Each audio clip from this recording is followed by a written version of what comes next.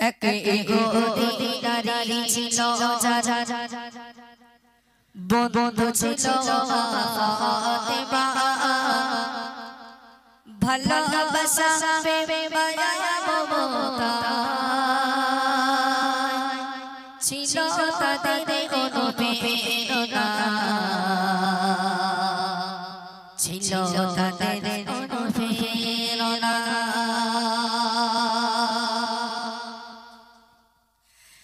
একে গতি নারী ছিল বন্ধু ছিল ফাতেমা ভালোবাসা প্রেমে মায়া মমতা ছিল তাদের অনুপ্রেরণা ছিল তাদের অনুপ্রেরণা একে অপরের চিন্তা ভাবনা একে অপরের চিন্তা ভাবনা মায়া রে বন্দনা ভালোবাসা প্রেমে মায়া মমতা ছিল তাদের অনুপ্রেরণা ছিল তাদের অনুপ্রেরণা এক তারিখে গোদ মে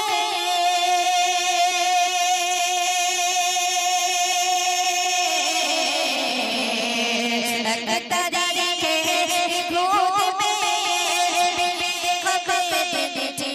খোলা মেরে পিতা के साथ क्यों जो तेरे रब दिला एक तारीखे गोद में ये खबर देती खला मेरे पिता के साथ क्यों जो तेरे रब दिला क्यों जो तेरे रब दिला मेरे बाले रब दिए सो मेरे बाले रब दिए सो हर बदों में फातिमा ताइले से अमर बड़े बीबी अमी कुर्बाना बीबी अमी कुर्बाना एक होती नारी छिलो जा बंधु छिलो फातिमा ভালোবাসা প্রেমে মায়া মমতা ছিল তাদের অনুপ্রেরণা ছিল তাদের অনুপ্রেরণা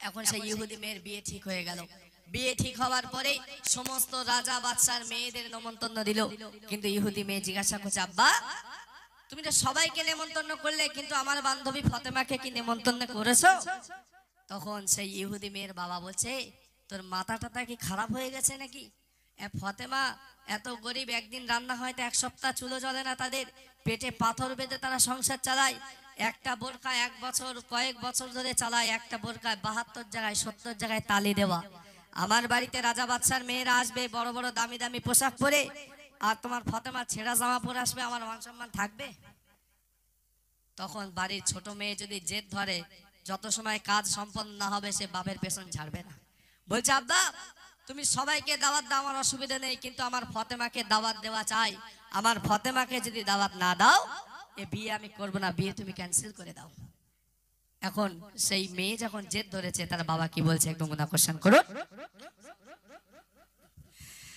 আসবে বড় বড় রাজা বাদশা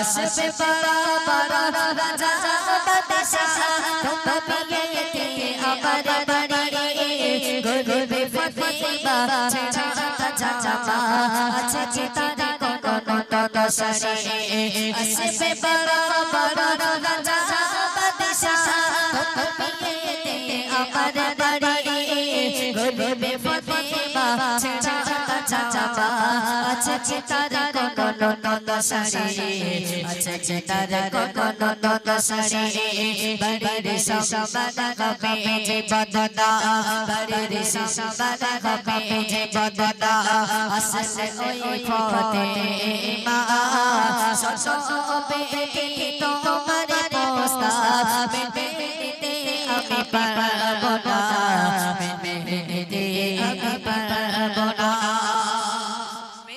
আমি তোমার প্রস্তাব প্রস্তাবটা মানতে পারলাম না। আমি বাদশা, আমার একটা সম্মান আছে, আমি বাদশা, সবার কাছে আমার একটা সম্মান আছে। আমি ফাতেমাকে দাওয়াত দিয়ে নিজের সম্মানকে নষ্ট করতে চাই না, আমি নিজের সম্মানকে হানি করতে চাই না। তারপর প্রিয় কবি সুন্দর ভাষায় লিখছে, অনেকে বলার পর পিতা রাজি,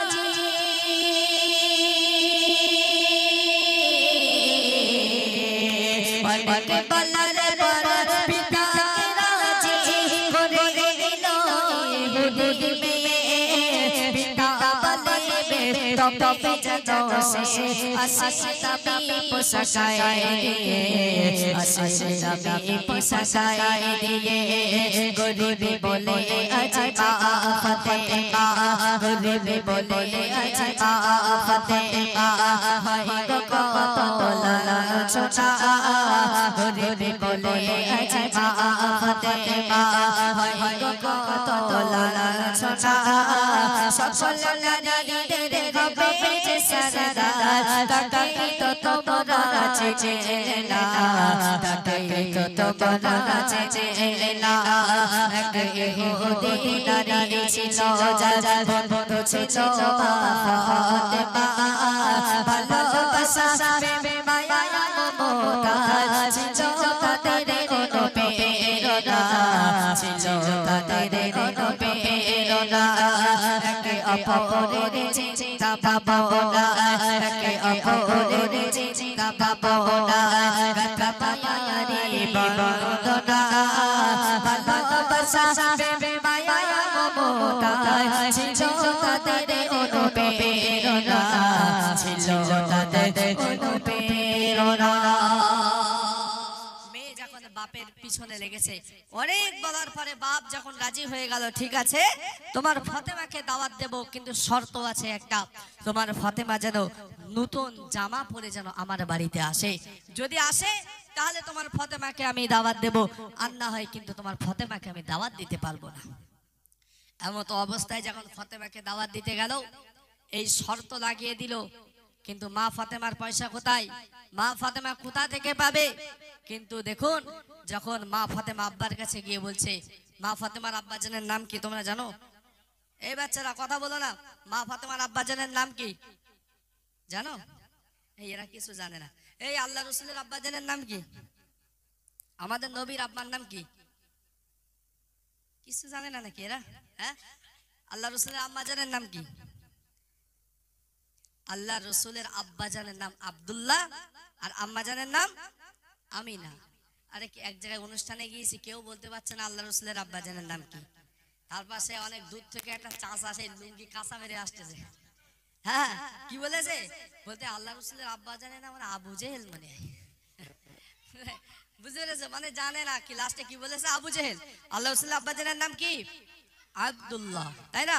তো মা ফাতেমার আব্বা জান আমার আপনার নবী, বিশ্ব নবী, দো জাহানের বাদশা হুজুরে পূর্ণর সাল্লাল্লাহু আলাইহি ওয়াসাল্লাম। যখন মা ফাতেমা গিয়ে বলছে, আব্বা আমার বান্ধবীর বাড়িতে আমার দাওয়াত এসেছে, কিন্তু আমার তো নতুন জামা নেই, কোথায় পাবো আমি? তখন আব্বা জানের চোখ দিয়ে অঝর নয়নে অশ্রু ঝরছে, বলছে আমার মেয়ে আমার কাছে আবদার করেছে, আমি জামাটা কোথায় পাবো? আল্লাহর কাছে হাতটা তুলে দোয়া করছে, আল্লাহ তুমি একটা ব্যবস্থা করে দাও। আল্লাহ তখন বলছে, আমার হাবিবের চোখের পানি আমি সহ্য করতে পারি না। তখন দেখুন আল্লাহ পাক কেমন ভাবে ব্যবস্থা করে দিচ্ছে, একটু মনে আকর্ষণ করবে। খোদার মহিমা কেউ তো বোঝে না,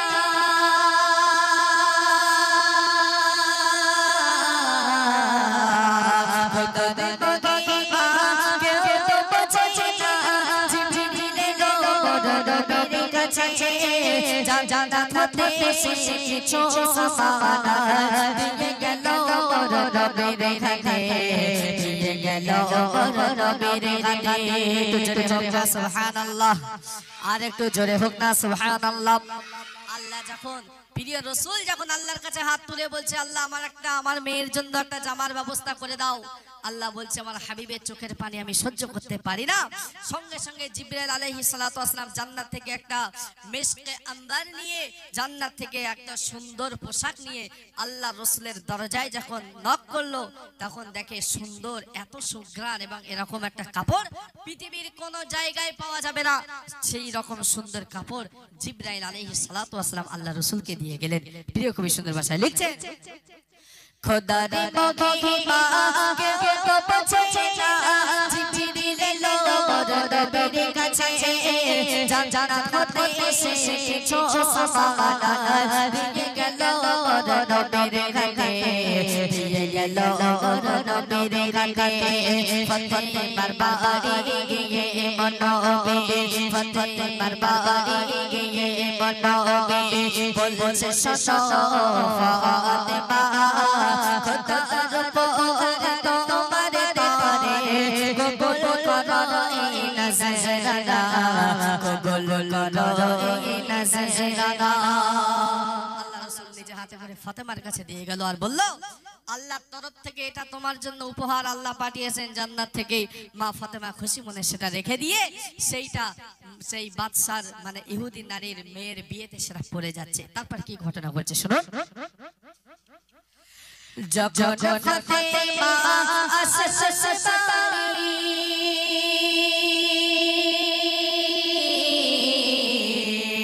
যখন ফাতেমা আসসালামি চমকে ওঠে যত রাজা বাদশা, এই অপরূপ পোশাক ফাতেমা হারিয়ে যায় সব মুখের ভাষা, হারিয়ে যায় সব মুখের ভাষা। জোরে হোক না সুবহানাল্লাহ। যে ফাতেমাকে নিয়ে এত অপমান, এত লাঞ্ছিত অপমানিত হতে হচ্ছিল, যে ফাতেমা জান্নাতের রানী হবে, গরিব বলে আজ সবার কাছে লাঞ্ছিত, কিন্তু সব রাজা বাদশার মেয়েরা বসে আছে। মা ফাতেমা জান্নাতি পোশাক পরে যখন তাদের মধ্যে ঢুকেছে, সবার চোখ তো কপালে উঠে গেছে যে মা ফাতেমা এত সুন্দর পোশাক পেল কোথায়, মা ফাতেমা এত সুন্দর পোশাক কোথায় পেল। সবার মুখে মানে গুঞ্জন শুরু হয়ে গেল।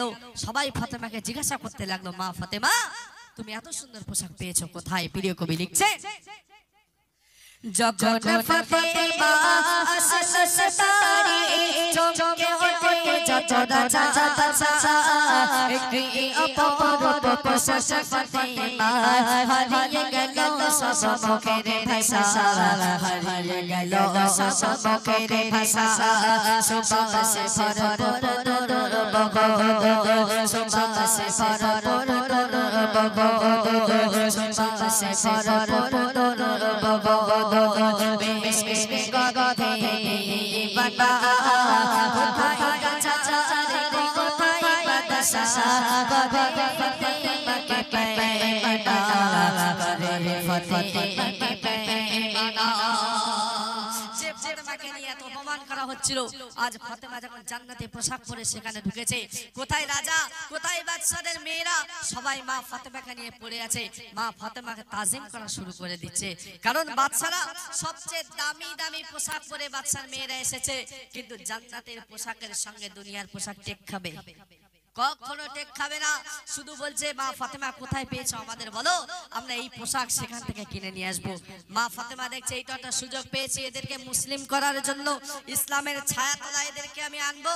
তখন মা ফাতেমা কত সুন্দর করে বুঝিয়ে দিচ্ছে, দেখুন যে আমি কোথা থেকে পেয়েছি, এটা পেতে গেলে কোন রাস্তায় যেতে হবে। মা ফাতেমা সুন্দরভাবে বলছে, মন আকর্ষণ করো। দোকানের মালিক আল্লাহ তাআলা,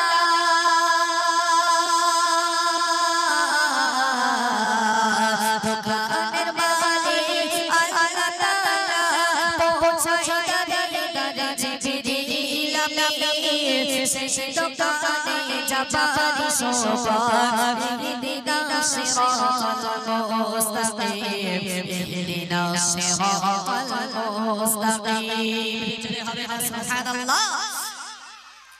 আমার যে দোকান থেকে আমি এই সুন্দর পোশাকটা নিয়েছি, এই দোকানের মালিক স্বয়ং আল্লাহ পাক রব্বুল আলামিন, কিন্তু এই দোকানের যে সেলসম্যান ডেলিভারি করে জিনিসপত্র তার নাম হযরত জিবরাইল আলাইহিস সালাতু ওয়াস সালাম।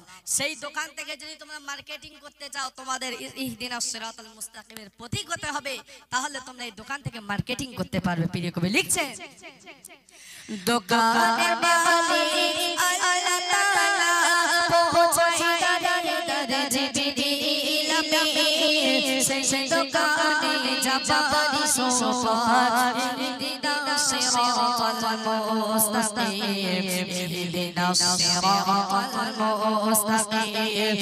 শোনো ইমরান শোনো দাবায়া, শুনলে ঝরে যায় চোখের কোনা, একে একে সব পথে বাগাতে পড়ে নিল যে কালেমা, পড়ে নিল যে কালেমা। এক ইহুদি নারী ছিল, যার বন্ধু ছিল ফাতেমা, ভালোবাসা প্রেম মায়া মমতা ছিল তাদের অনুপ্রেরণা, ছিল তাদের অনুপ্রেরণা। একে অপরের চিন্তা ভাবনা, একে অপরের চিন্তা ভাবনা, কাবায়ারি বন্দনা, ভালোবাসা প্রেম মায়া মমতা ছিল তাদের অনুপ্রেরণা, ছিল তাদের অনুপ্রেরণা, ছিল তাদের অনুপ্রেরণা।